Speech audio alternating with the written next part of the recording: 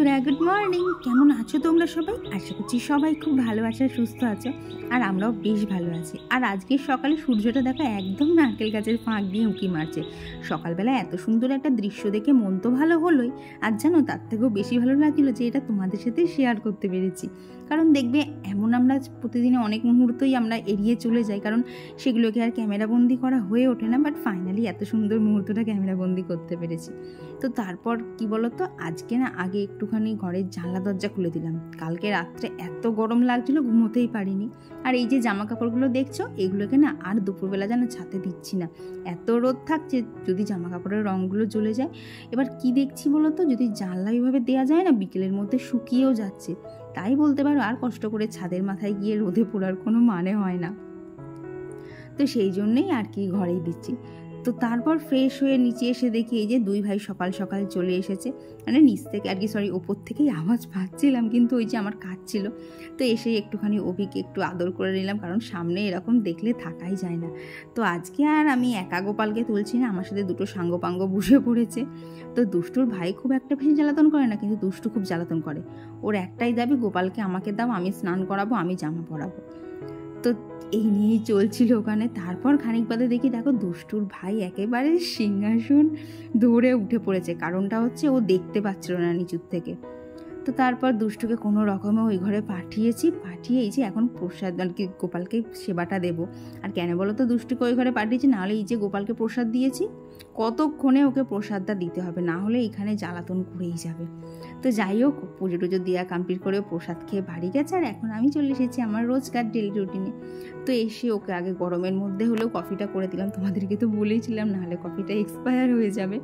তো ওকে কফি আর একটু বিস্কুট দিয়ে দিলাম, দিয়ে এই যে আমি চলে এসেছি ছাদে। তো বলতে পারো দেখেই বুঝতে পারছো আজকের রুটিনগুলো কিন্তু একটু এদিক ওদিক হচ্ছে। আর কি বলতো, প্রত্যেকদিন কিন্তু সেম ডেলি আমাদের পক্ষে মেনটেন করাও সম্ভব না। আর জানো আজকে ছাদে এসে দেখি হালকা হালকা হাওয়াও দিচ্ছিল, রোদ ছিল তবে হাওয়াটা দিচ্ছিল, এটাই অনেক। কবে যে একটুখানি বৃষ্টি হবে জানো তো, আর একটুও ভালো লাগছে না, এত একটা প্যাচপেচে ভ্যাপসা গরম। মানে ফ্যান ছাড়া বলতে পারো এক সেকেন্ডও থাকা যাচ্ছে না। ফ্যানটা অফ করার সাথে সাথে ঘেমে নিয়ে একেবারে জামা কাপড় ভিজে বিশ্রী অবস্থা হয়ে যাচ্ছে। তো যাই হোক, ঘামতেই হোক আর কষ্টই হোক, আমরা যারা হাউস ওয়াইফ আছি আমাদের কিন্তু ডেলি এই রুটিনগুলো করতেই হয়। তাই দেখলাম বেশি আলিসেমি করে দরকার নেই, সমস্ত কাজগুলো শুরু করা যাক। আর আজকে জানো অনেকদিন বাদে এই জানলাটা খুললাম, তার কারণ ওদিকের জানলাটা আজকে একটুখানি মুছবো। প্রায় 1 মাস আগে মুছেছিলাম, আর কি সেরকম তো খুলি না, ওই যেদিনকে মন হয় না আজকে একটুখানি করার দরকার সেদিনকেই খোলা হয়।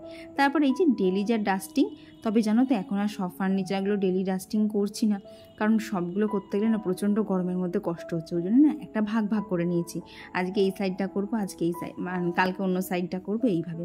আর এইভাবে দেখবে একটুখানি যদি প্ল্যান করে কাজ করা যায় না, কাজ করতেও কষ্ট হয় না, আর কাজ সমস্ত কিছু টাইমের মধ্যে হয়েও যায়। তো আজকে ভাবলাম ওয়ার্ড্রপের এই সাইডটাকেই করবো, আর সোফাটা আজকে আর করবো না, সোফা চেয়ারগুলো ওগুলো অন্যদিন করে নেব। তো তারপর কিছু জামা কাপড় ছিল সেগুলোকে গুছিয়ে নিলাম। তবে ভাবলাম এই দিকটা করবো না, কিন্তু আলনার এখানটা এসে দেখি ভালো ধুলো জমেছে, তো সেইটা দেখে কি আর থাকা যায়। তো সেই জন্য আলনার এখানটাতেও পরিষ্কার করে নিচ্ছি। আমার আগের দিনের ভিডিওতে অন্তরা বিশ্বাস দিদিভাই কমেন্ট করে জানিয়েছিল যে আমার ভিডিও দেখে নাকি অনেক কিছু শেখা যায়, আমার মতো গোছানোর সবসময় দিদিভাইও চেষ্টা করে। তো দিদিভাই কমেন্টটা তো খুব পছন্দও হয়েছে। আর তোমাকে বলবো আমার মতো না, তুমি নিজের মতো করে সুন্দর হওয়ার চেষ্টা করো, কারণ দেখবে প্রত্যেকটা মানুষেরই কিন্তু একটা নিজস্ব বৈশিষ্ট্য থাকে। তাই কারোরটা কপি করতে গিয়ে আমরা কিন্তু কখনোই চাইবো না আমাদের নিজের মধ্যে যে গুণগুলো আছে সেগুলো যেন ঢাকা পড়ে যায়।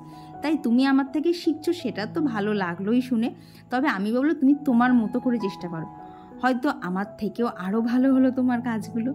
আর তারপর দেখো এইদিকে যে ঘরের যে ডাস্টিং করার পর যে ঘর ঝাঁট দেওয়া সেটাকে করে নিচ্ছে। আর জানো তো এই ঝাঁটটা দিতে যে এত কষ্ট হচ্ছে, আর আলসেমি বলতে কি বলো তো, ইচ্ছাই করে না এই ঝাঁটটুকু দিতে, কারণ এই যখন ঝাঁটটা দিচ্ছি ও সারা ওপরের একটা কোনো জায়গারও ফ্যান চলে না, আর ঘেমে জানো না তো পুরো একদম স্নান হয়ে যাচ্ছি। বাবা, এটা শেষ হলো মানে আমি বাঁচলাম। তো তারপর এদিকে নিচে এসে বাপিকে খেতে দিয়ে দিলাম, আর এইদিকে আমাদেরও খাওয়া হয়ে গিয়েছে। তো এখন রান্নাটা বসিয়ে দিচ্ছি। আর কি বলো তো, আজকে সব কাজই একটুখানি তাড়াতাড়ি করছি, কারণ অনেকেই আমাকে কমেন্ট করে জানিয়েছে যে আমার ছোট্ট রান্নাঘরটা একবার আর কি রান্নাঘরেরই একটা ট্যুর দিতে, আর কিভাবে সব কিছু অর্গানাইজ করে রাখি সেটাও দেখাতে। তো ভাবলাম আজকে সেটাই না হয় তোমাদের সাথে শেয়ার করি। আর এটা করতে করতে ভাবলাম আমার রান্নাঘরটাও কিন্তু একবার পরিষ্কার করা হয়ে যাবে। আর কি বলো তো, রান্নাঘরটা এতটাই ছোটো না, ওইভাবে দেখালে তোমরা বুঝতেও পারবে না যে কোথায় কীভাবে আমি কি অর্গানাইজ করে রাখি। তাই ভাবলাম রান্নাঘরটা একবার ডিপ ক্লিনও করে না, একসাথে তোমাদের সাথে শেয়ার করাও হয়ে যাবে। ওই ব্যাপারটা অনেকটা কী হলো বলো তো, আগে দেখতাম বাড়ি আমাদের যতই অগোছালো থাকুক, বাড়িতে যদি কোনো আত্মীয় স্বজন থাকে, বাড়ির বিছানার চাদর পরিষ্কার থেকে শুরু করে ঘর টর কোথায় কি ধুলো টুলো আছে সমস্ত কিছু মা পরিষ্কার করতো। তো আমার ক্ষেত্রে বলতে পারো খানিকটা সেই রকমই হয়ে গেল। ওই যে তোমরা কিচেন ট্যুরটা দেখতে চেয়েছিলে, আমি ভাবলাম পুরো কিচেনটাই একবার না হয় পরিষ্কার করে নিই। তো সেই জন্য দেখো রান্নার ফাঁকে ফাঁকে আমি কিভাবে এইগুলো করছি সেটাও আজকে তোমাদের সাথে শেয়ার করব। তো দেখলে তো গ্যাসে ওখানে রান্না বসিয়ে দিয়েছি, আর এখন এই যে ওদিকে তাকে যে জিনিসপত্রগুলো তাকে সমস্ত এক এক করে বার করে নিচ্ছি। আর এই দেখো এর মধ্যে দুষ্টু এসেও হাজির। তবে কি বলো তো, ওকে দিয়ে আজকে একটুখানি কাজই করাচ্ছিলাম, না হলে না এই যে স্ট্যান্ডে রেখে ভিডিওটা করছি, স্ট্যান্ডটাকে গিয়েও শুধু ধাক্কা মারে। তো যেই দেখেছে কাজ করাচ্ছে টুকটুক করে বাড়ি চলে গেছে, বলছে না আমি আর কাজ করবো না, আমার ভালো লাগছে না। তো তারপর এইদিকে রান্নাটা আর কি উচ্ছে বলছি ভেন্ডি আর আলু দিয়ে একটা তরকারি করবো, সাথে একটু টমেটো দিয়েছি আর একটা লঙ্কা চিড়ে দিয়েছি। তো এই তরকারিটা ততক্ষণ ওর মতো হোক, আর এখন এই দিকটা পরিষ্কার করে নিচ্ছি। আর এই যে আমার সেলফের মধ্যে কিন্তু সবসময় এই কোস্টারগুলো পাতা থাকে, আর কি এই কোস্টারগুলো একটাও নতুন না, এগুলো সব আগের ব্যবহার করা কোস্টার। ওই ধরো দুটো একটা নষ্ট হয়ে গেছে, তো সেটটা তো আর কাজে লাগছে না, তো সেই জন্যই এখানে আর কি রিইউজ করে নিয়েছি। তো কোস্টারগুলো ভালোভাবে তুলে এইদিকে আর কি তাকের যে দেয়ালগুলো থাকে সেগুলো সমস্তটা একদম ঘষে ঘষে ভালো করে পরিষ্কার করে নিয়েছি। তবে জানো তো এর আগে না কাঁচটা এক রাউন্ড সার্ফ দিয়েও মানে কি সার্ফ জল দিয়েও পরিষ্কার করেছি, তবে সেটা শেয়ার করে নিই। কারণটা হচ্ছে এই যে দেখতেই পাচ্ছ রান্নাঘরটা এতটাই ছোট, তার মাঝখানে ওখানে রান্না হচ্ছিলো। এবার এর মধ্যে যদি ভিডিও করতে যেতাম না, একটা হয় স্ট্যান্ডটা পড়ে যেত, না হলে আমি পড়ে যেতাম, না হলে ওই সার্ফগুলো জল রান্নার মধ্যে যেত। তো সেটা সেই জন্যই তোমাদের সাথে শেয়ার করলাম না। দিয়ে দেখো এদিকে যে কোস্টারগুলো ছিল সেগুলোকে সব ভালো করে ধুয়ে ওদিকে জল ঝরতে দিয়ে ওদিকে ভেন্ডি আলুর তরকারিটা ততক্ষণে হয়ে গেছে। আর এখন এখানে বসিয়ে দিলাম হচ্ছে একটুখানি আজকে না হিং ফোড়ন দিয়েছি, আর কি হিং ফোড়ন দিয়ে বিউলির ডাল করেছি। তো ডালটা ওখানে ফুটতে বসিয়ে দিয়ে এই যে নিচের তাকে যে মশলার কোটোগুলো ছিল সেগুলোকে সমস্ত বার করে নিয়ে যাচ্ছি, কারণ এখানেও দুটো কোস্টার পাতা ছিল। তো সেখান থেকে কোস্টারগুলোকে তুলে একটা ন্যাকড়া দিয়ে ভালোভাবে এদিকের কর্নারগুলো খুব ভালো করে মুছে নিচ্ছি। আর কি যতই কোস্টার পাতা থাকুক নিচে না কেমন যেন একটা তেলচিটে ভাব ছিল। আর দেখো এইদিকে আমার টেবিলের অবস্থা, এই এত জিনিসপত্র ওইটুকু জায়গার মধ্যে থাকে। তো এদিকে তো এইগুলো করার সাথে সাথে বললাম না রান্না করছি, তো আজকে বানাবো আলু পোস্ত, তো সেই জন্য ওখানে পোস্তটাকেও বেটে নিলাম। আর এখন এই যে মশলার কোটোগুলো যেগুলো আমার আর কি একদম নিচের থাকে, তো সেগুলো তোমাদেরকে তো একটা ভিডিওতে বলেওছিলাম যে ওইটা আমার খোলাই থাকে, তো সেই কোটোগুলো মুছে নিলাম। হালকা ডাস্ট মানে তেলের মতো হয়েছিল। আর এইদিকে চায়ের কোটোটা জায়গা হয়েছিল চেয়ারের ওপর, আর কি সব বার করতে করতে না জানো তো টেবিলের ওপরে আর জায়গা ছিল না। তো ওদিকে ভাতের চালটা ধুয়ে ভাতটা বসিয়ে দিলাম, আর এদিকে এই যে আলুটা ভাজা হয়ে গেলে পোস্ত দিয়ে একটু নাড়াচাড়া করে আলু পোস্তটা এখানে বসিয়ে দিয়ে এইবার বাকি কাজগুলো করব। তো এইদিকে তো দেখলে সমস্তটা পরিষ্কার করা হয়ে গেছে, এখন সমস্ত জায়গার জিনিস জায়গায় রেখে দিচ্ছি। তো এই দিকটাতে থাকে হচ্ছে চালের কোটো, আটার কোটো, আর সাইডে দেখলে তো যেহেতু সর্ষের তেলটা না কম খাওয়া হয়, তো ওই জন্য অল্প করেই আনা থাকে। আর ওই দিকে তো দেখলে চালের কোটো থাকে, আর এই দিকে থাকে আমার সমস্ত রেগুলারে যে মশলাগুলো থাকে আর কি, যেগুলো বলতে পারো একদম কমন মশলা, ওই নুন, হলুদ, জিরে গুঁড়ো, ধনে গুঁড়ো, পাঁচফোড়ন, লঙ্কার গুঁড়ো, তেজপাতা, তো এইসব জিনিসগুলো সমস্তটা এই দিকে থাকে। আর এই দিকে উপরের তাকে থাকে হচ্ছে আমার যে ডালগুলো লাগে, তো সেই ডালগুলো থাকে। আর এদিকে রাখি হচ্ছে গোটা গরম মশলা, যেগুলো আর কি ফোড়ন দিতে লাগে, নুনের কোটো, চিনির কোটো, তারপরে থাকে পোস্ত, জিরে। তো এই সাইডটা এইভাবেই গুছিয়ে রাখি।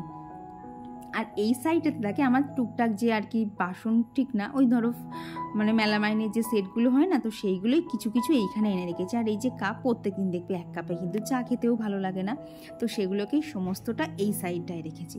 আর হ্যাঁ, হামানদিস্তাটাকে না ওই সাইডেই জায়গা পেয়েছি, আর কোনো জায়গায় জায়গা পাইনি। তো এদিকে দেখলাম চিড়ের কোটোটা খালিও হয়ে এসেছিল, আর চিড়েটা তো ঘরে আনাই ছিল, তাই ভাবলাম চিড়েটা একবার ওদিকে ঢেলে দেই। দিয়ে এখন এই দিকের ওপরের তাকে থাকে কোন জিনিসগুলো বলো, যেগুলো ধরো সপ্তাহে ওই 2-1 মতো লাগে, তো সেগুলোকেই না একদম উপরের তাকে দিয়ে দিয়েছি। আর কি বলো তো, এটাকে উপরের তাকে রাখার একটাই কারণ, এই তাকটাতে না চট করে হাত দিলে না ওখানে কি আছে একবারে দেখাও যায় না, তো সেই জন্যে ওই জিনিসগুলোকে ওইখানে দিয়ে দিয়েছি। ব্যাস আমার তাক গোছানো একদম কমপ্লিট। তো তো তারপর এইদিকে যে নিচে যেখানটা আমার বাসন থাকে সেই জায়গাটাকেও ভালোভাবে পরিষ্কার করে নিয়ে এখন এইখানে সমস্ত বাসনগুলো সাজিয়ে দিলাম। তো এই হচ্ছে আমার রান্নাঘরের অর্গানাইজেশন। নিচে একদম থাকে যেগুলো কমন মশলা, আর তার উপরে থাকে হচ্ছে যেগুলো ধরো রান্নায় লাগে তবে অতটা তাড়াতাড়ি লাগে না। আর ওই সাইডে তো দেখলে কিছু টুকিটাকি বাসন রেখেছি, আর এই দিকটাতে রেখেছি যে জিনিসগুলো একদমই ধরো সপ্তাহে 1-2 বার মতো লাগে। ব্যাস এই হচ্ছে আমার ছোট্ট কিচেন ট্যুর। আর দরজার এই সাইডে থাকে রুটি শাকার এইটা, এইদিকে থাকে তাওয়া, আর এদিকে একটা ঝাঁকার মধ্যে ওই চামচ, ছাঁকনি, ছুরি, কাঁচি এইসবগুলো থাকে। ব্যাস এই ছিল আমার ছোট্ট রান্নাঘর ট্যুর। একদমই ছোট, সেটা তোমরা আশা করছি আন্দাজে বুঝতেও পেরেছো, কারণ দেখতেই পাচ্ছিলে আমি যখন ভিডিও করছিলাম পুরোপুরি একদম কোথায় ফোন রেখেছি কোথায় কী রেখেছি সবটাই কিন্তু কাঁচে রিফ্লেক্ট হচ্ছিল। তো এইভাবেই কষ্ট করেই প্রত্যেক দিন ভিডিও শ্যুট করি। তো দেখে অনেকটা বড় মনে হলেও রান্নাঘরটা কিন্তু একেবারেই ছোট। ওই কোনো মানে একজন ঢোকা যাবেই, কিন্তু একজনের বেশি দুজন হলেই কিন্তু গায়ে ধাক্কাধাক্কি লাগবে। তো এই যে রান্নাঘরটা পরিষ্কার করার পর এখন এই যে নিচটা মুছে নিচ্ছি, কারণ সব নামিয়েছিলাম তো ধুলো হয়েছিল ভালোই। তো বন্ধুরা, তোমাদের আজকের আমার কিচেন অর্গানাইজেশনটা কেমন লাগলো অবশ্যই জানিও। আর যে সকল দিদিভাইরা এতক্ষণ আমার সঙ্গে ভিডিওতে রয়েছে তোমাদেরকে জানাই অসংখ্য ধন্যবাদ এতটা সময় আমাকে দেওয়ার জন্যে। আর যারা আজকে আমার ভিডিও প্রথম দেখছো তোমরাও কিন্তু অবশ্যই জানিও তোমাদের সকলের আজকের ভিডিওটা কেমন লাগলো। তো নিচের সমস্ত কাজ কমপ্লিট করে এই যে চলে এসেছি ওপরে। এখন চলো তোমাদের সাথে বেশ কিছু কমেন্টও শেয়ার করে নিয়ে যাই যারা আমার আগের ব্লগে কমেন্ট করেছিলে।